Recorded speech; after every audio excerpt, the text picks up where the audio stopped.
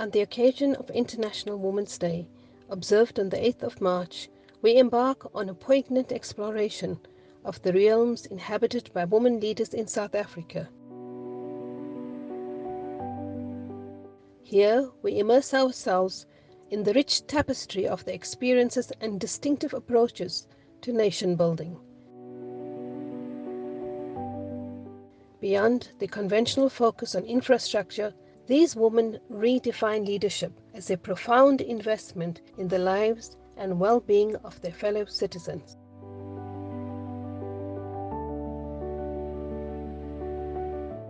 Leave No One Behind is a transformative promise of the 2030 Agenda for Sustainable Development and its Sustainable Development Goals.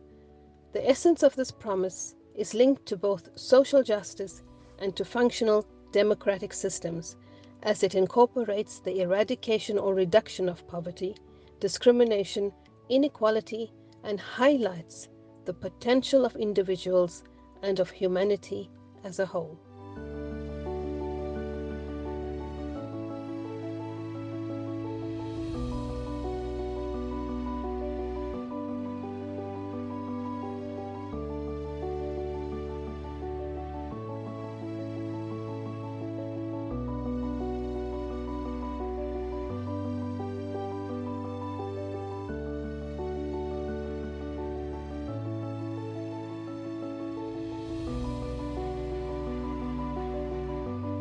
Giving meaning to this promise requires a robust approach to governance that is centered on democratic principles of accountability, trust, communication, transformation, and ethical leadership.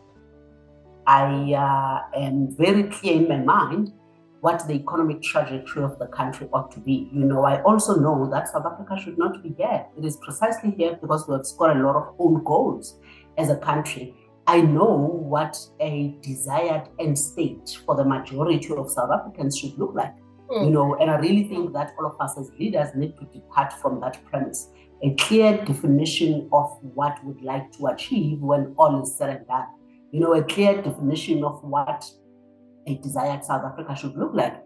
And I think it is very simple. If you agree that we are engulfed in this poverty, unemployment, and inequality problem, then we know that, a desired end state for South Africa is one where we would have actually dealt with all the triple challenges that we actually have as a country. 75% youth unemployment in terms of the expanded definition is a recipe for disaster. We're really asking for trouble.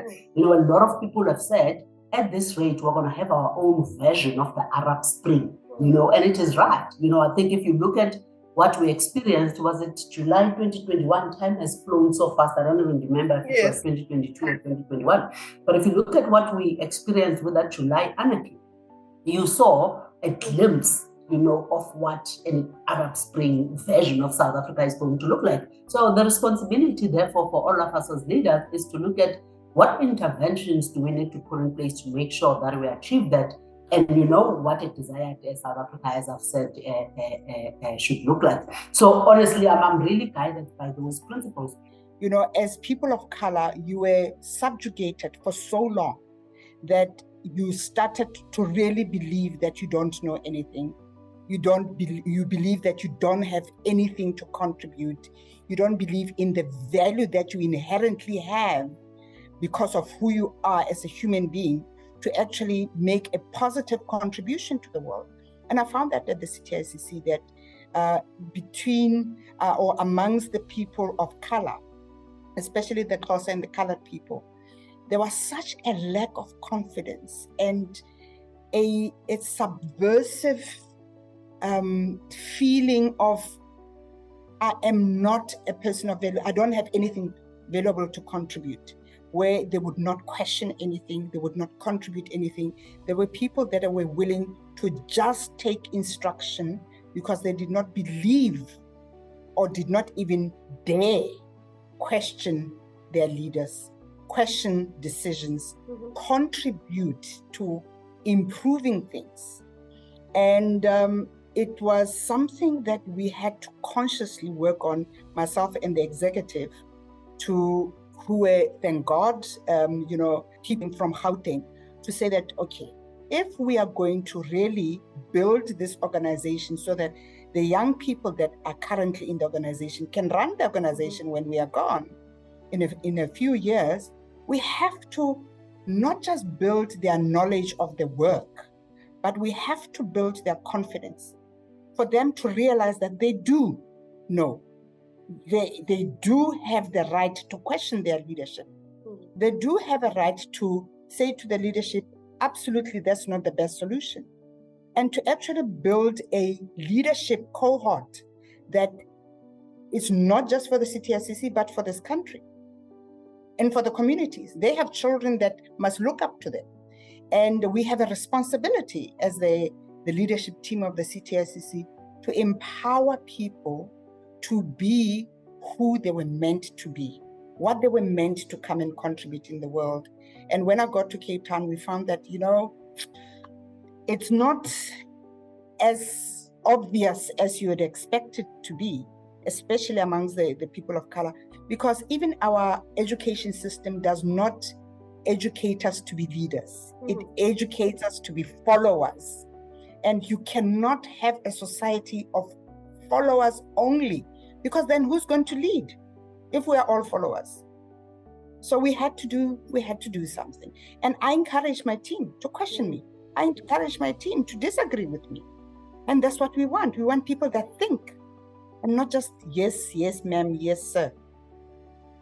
International days and weeks are occasions to educate the public on issues of concern, to mobilize political will and resources, to address global problems, and to celebrate and reinforce achievements of humanity.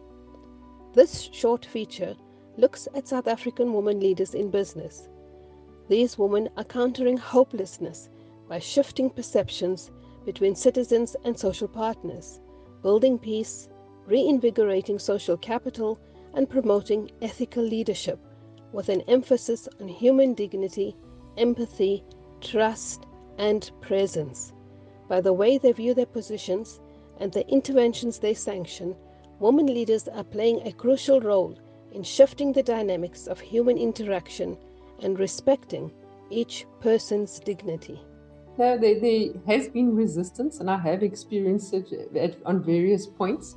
And a lot of that is around people fearful that they will look bad, So you have to try and convince them that you're doing this because you want them to succeed, and you don't want to take over the function of the municipality, for example. We actually want them to be a good municipality that delivers services to people, So you're not looking to take credit. You can actually make them look good.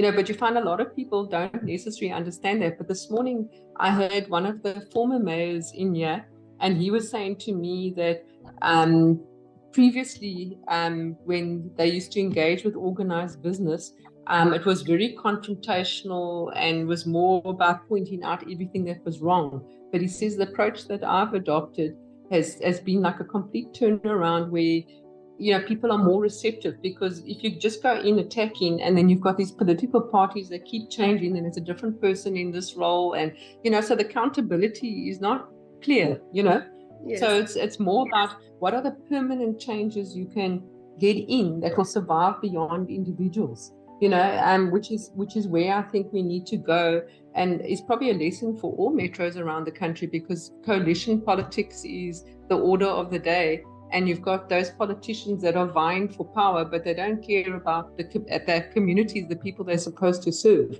So we need to find ways to get mechanisms in place. So like the master MOU that we've got, even if the mayors and the mayoral committee changes, that still remains in effect. So then we'll continue to work with whoever is in power to do the interventions that we're doing.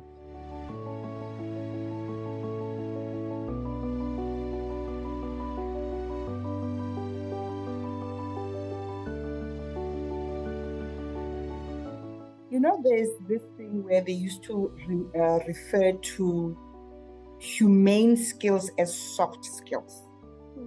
I think those are essential skills. They are not soft skills. It's not like, oh, we're going to have soft skills training now, or communication. If you can't communicate, you can't run a business. I believe those are the most essential skills for any leader, because unless you are going to be a brute where you are not going to talk to people, you are going to beat them into submission, you are going to kill who does not agree with you. And we have seen that those skills do not work. Wars have been fought throughout the ages. They have not achieved anything. Those skills do not work. The brutal and brute force skills. I believe any leader, woman or man, in any position, whether it's in government, whether it's in the church, whether it doesn't matter. Any leader needs to understand that in any situation, the people that deliver the work that needs to happen, even if you are running a robotics company, people build robots. If you don't know how to relate to human beings, you cannot lead. It doesn't matter where. Government, in a company, in the army, in a church. If you do not know how to lead people, to communicate with people, if you do not know how to empathize with people, if you do not know how to understand people, if you do not know that your impact on human beings is what determines the success or failure of a business, of a country, then you should not be in leadership. Yeah, look, I think when you're working with situations where people are toxic or the environment is toxic, it is hard to move forward. And I think, once you've exhausted all avenues where you try and, explain things, try and understand what their concerns are and see if you can address it. And if there's still resistance and a lack of interest in moving forward, then you have to move on to other potential partners, or in some cases you end up elevating it to a higher level, which is not ideal because you don't want to go over people's heads. But the thing is, if people are unwilling to cooperate, and especially on critical things, then sometimes one has to do that. And then also what we did with the water crisis, for example, I think there was denial about why we were having a water crisis, so we put messaging out there. So there was a lot of lobbying in that, and it wasn't liked by many of the officials because it wasn't the messaging they were putting out. But we needed to reconcile the fact that we have very little water falling in our dams. So that's one element of it. But the other is there's a water management crisis where 44% of water is unaccounted for and over 34% is lost to leaks. So we started engaging very publicly in that fashion. And I think you don't always win people over because it's not what they want to hear, but it certainly galvanized people into action. And then we got more people rallying around it. But unfortunately, the crisis is not over because now, in the months that have surpassed now, our water crisis is at an even more serious point now. And it's a difficult situation because people know that it's not all because of a lack of rain. It's also because of the failure of municipalities, I guess, to deliver basic services and to maintain their infrastructure.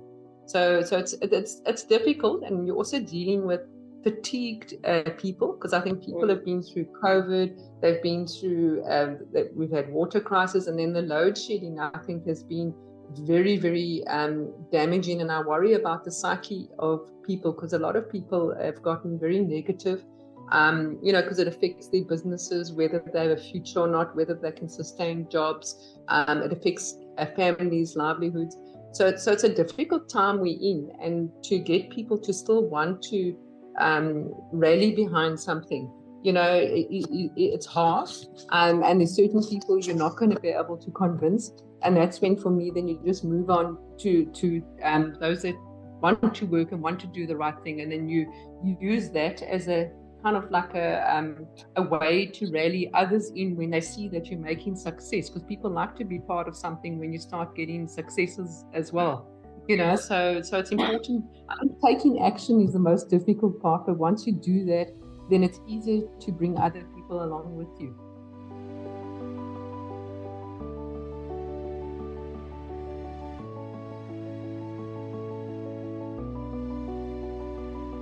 for us, coming from where we come from, a lot of this is really about trying to look at how you color outside of the box that you find yourself in, as it were. And I think it is not easy, but I think I've also found that precisely because we come from the environments that we come in, looking at the young people who are protesting at Vets, those are not sentient kids. Sentient kids don't sit with that problem, but I think these young people have to go through this and not tire, because they should understand, I think this saying is a cliche, but it's actually not. A little struggle in life is really necessary to build, a strong character. Whilst that is there, but I think there's also a simultaneous sort of awakening amongst the business houses, amongst the people, the citizens of South Africa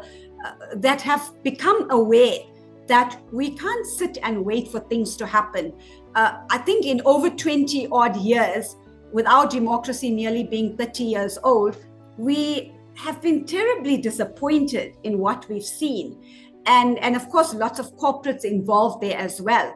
And you can understand that, politics is dirty, business it's all about greed and self-enriching and self-aggrandizement and things like that.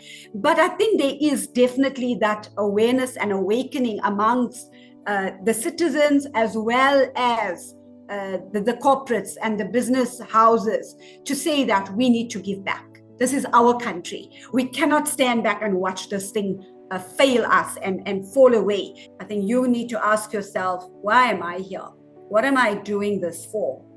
And then if you know why you are there, then you got to make sure that whatever you do, you work with honesty and a sense of accountability, and making sure that whatever you do, you're using the resources to the maximum, because you are accountable to the donor and to the receiving community. And I think to sum all of that up means that you're going to work in integrity. At-Timania is an Arabic term that translates to trustworthiness or entrustment. It is a concept that emphasizes the ethical responsibility and trust that individuals have towards each other and society as a whole, and the importance of fulfilling ethical responsibilities for the betterment of society. It emphasizes that people have agency. This notion of agency empowers people to take control of their circumstances and actively contribute to their own well-being and that of their community. The danger where we are now, right, as society, is that NGOs, civil society, and big business have realized that government is just not doing what they need to do, whether it's local government, provincial government, national government. So before, we used to stand on the outside and shout at the government. Now what we're doing is we are doing the homework of the state. We're literally just stepping in and filling the potholes and making sure the street lights, because instead of forcing the government's hand to deliver what it is able to do. And so I think where we are 30 years into this democratic project that we are as South Africans is we have to rethink what active citizenry looks like. We have to rethink what is our role as ordinary South Africans, what is our role as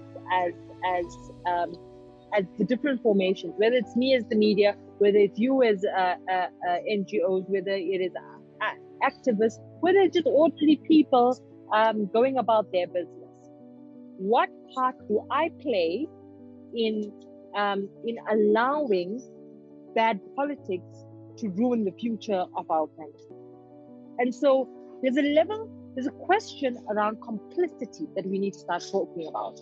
Am I being complicit in the decline of the state by sitting back and allowing the status quo to win it? These are ordinary women doing extraordinary things in positions of leadership, asking critical questions and radically rethinking their positionality in building a better South Africa. There is an awareness that the task at hand is for all of us, that we need to move from a focus on profit to the building of human character and social capital. These are women leaders taking ownership of this country, working together to build a viable, ethical, accountable, and democratic South Africa. Happy Women's Day.